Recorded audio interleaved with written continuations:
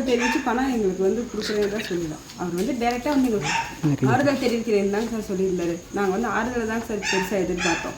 எங்களுக்கு வந்து பணம் பெருசு கிடையாது. நாங்கள் இந்த மாதிரி கூட்டத்துக்கு இன்றைக்கி போகலை. அவங்க கூப்பிட்டுருந்தாங்க, நாங்கள் போகலை. ஆனால் எங்களுக்கே தெரியாமல் எங்கள் பேரை 3 பேர் மிஸ்யூஸ் பண்ணி போயிருக்காங்க. எங்களோட ரிலேட்டிவ்னு சொல்லி அவங்க போயிருக்காங்க.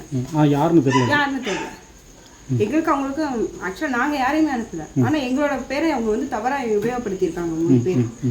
நாங்கள் வந்து ஆறுதலை தான் பெருசாக எடுத்தோம். நாங்கள் ரொம்ப மன உளைச்சல் காலாக்கி இருக்காங்க சார் இன்றைக்கி என்ன.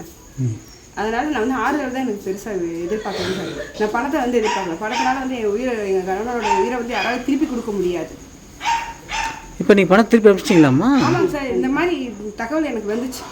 என் பேரை மிஸ்யூஸ் பண்ணி போயிருக்காங்க. தகவல் தெரிஞ்சாலே நான் போய் பணத்தை ரிட்டர்ன் பண்ணிட்டு வந்துட்டேங்க சார். பேங்க்கில் 20 லட்சம் பணம் போட்டிருந்தாங்க.